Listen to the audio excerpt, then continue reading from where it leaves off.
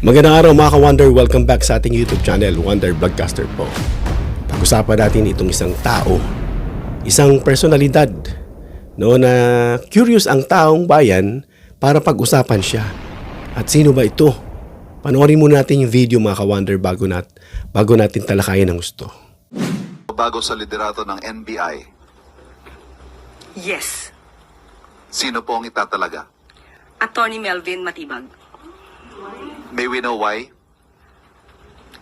Ang rason ay hindi po na ipukol sa atin. Yan lamang po ang aking maibibigay sa ngayon. Has he taken his oath at meron po kayang specific instructions ang Pangulo sa kanyang pagtalaga kay Attorney Melvin Matibag sa NBI? Kapag nabigay na po sa akin ng detalye, ibibigay ko rin po sa inyo. So effective when, ma'am? Yan pa lang po ang ibinigay sa atin. Magkakaroon po ng bagong NBI Director sa katuohan po ni Attorney Melvin Matibag. Tanong mula kay Ace Romero, Salamat po. Philippine Star.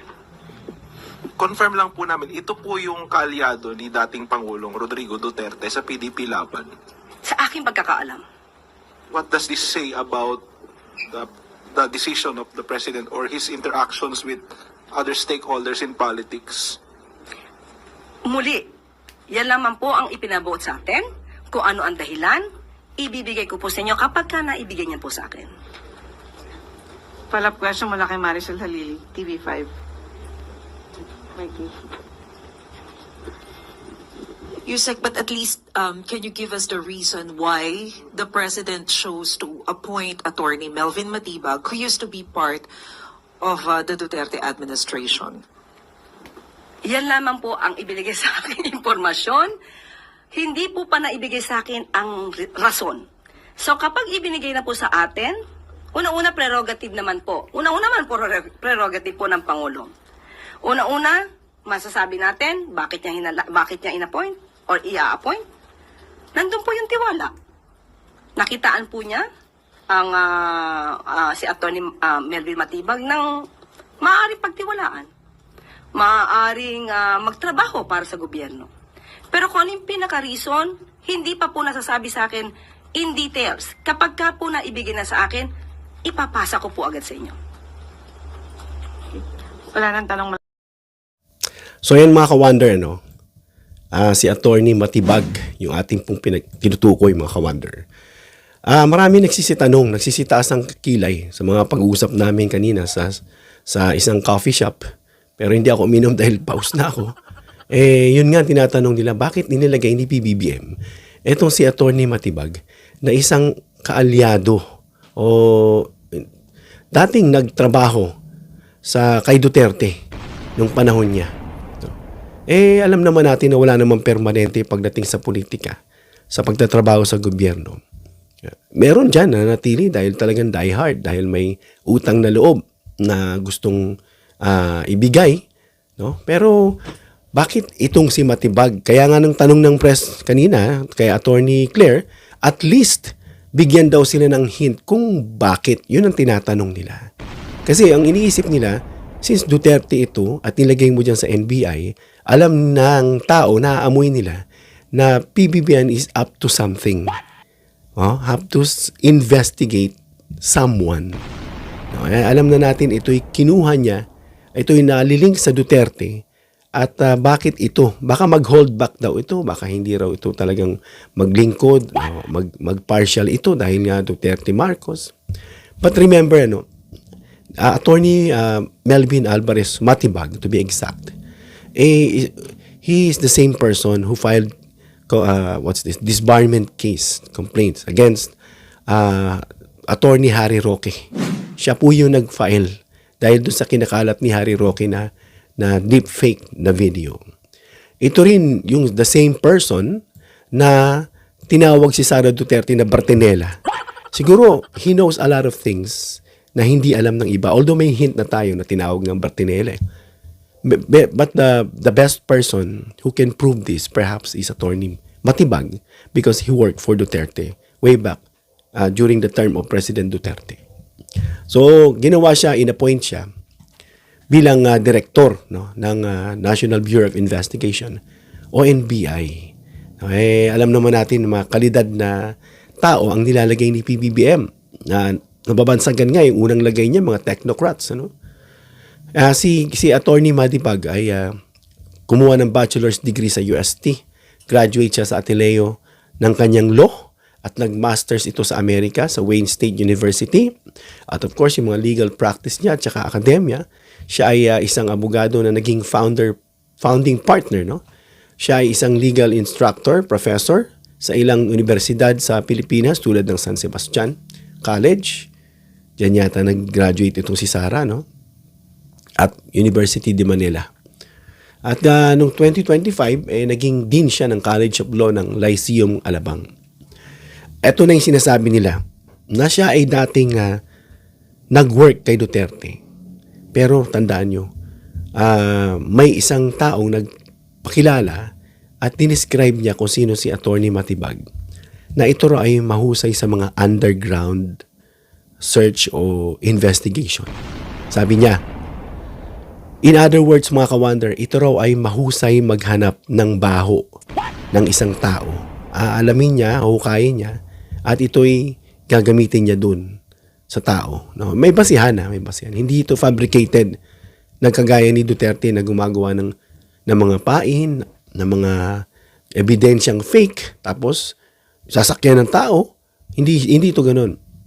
So, mahusay ito pagdating sa amoy o paghalungkat ng baho ng tao.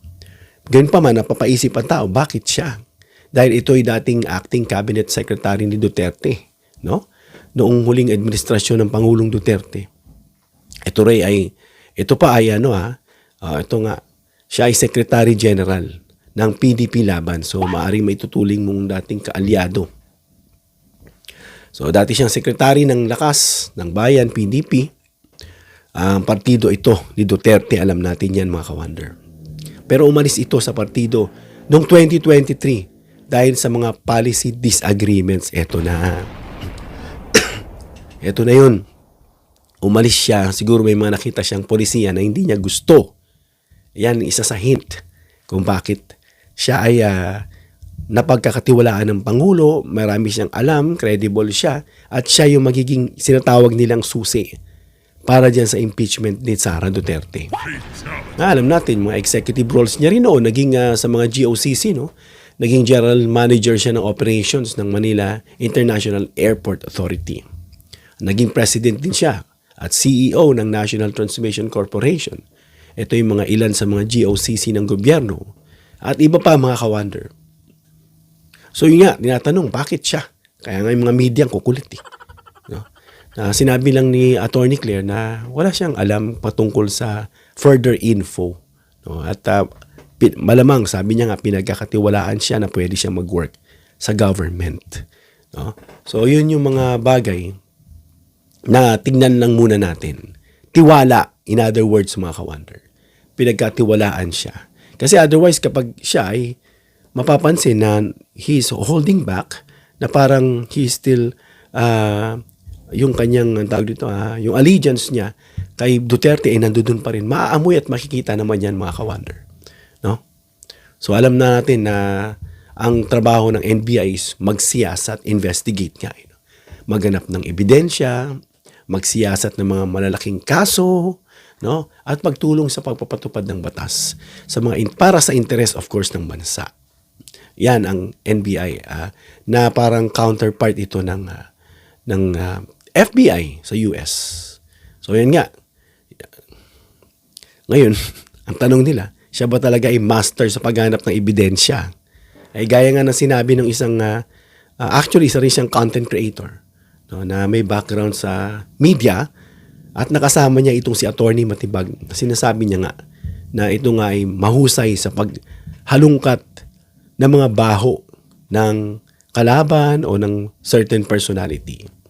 So, bakit siya mahusay? Kasi nga, although walang official na tala na siya ay eksperto no, sa mga forensic investigation o criminal investigation framework, pero yung kanyang capacity or capability no, ay nakabase sa kanyang legal background at education sa law school, malawak na karanasan sa legal administrative, at malawak na network sa gobyerno. Plus, yung katangian niyang mahusay siya. Sabi nga nung taong yun, na isang content creator, no, na si Vad, no? na ito'y mahusay umamoy, magalungkat ng baho ng kalaban. So yan ang maganda dyan mga ka-wonder. Na itong ang bagong NBI director na si Attorney Melvin Matibag, he is in a mission. No? Sabi nga nila, perhaps BBM is up to something. Of course, ilalagay niya ba yan kung hindi? May medyo puzzling part pa. Aliado ni Duterte galing umalis because of some hindi na gusto yung mga policy, no? Hindi ko alam kung ano yung mga hindi niya nagustuhan, na marahil isa rin sa dahilan kung bakit lumipat siya at inuusig niya nga itong si Harry Roque at tinawag na Bratinela si Sara Duterte.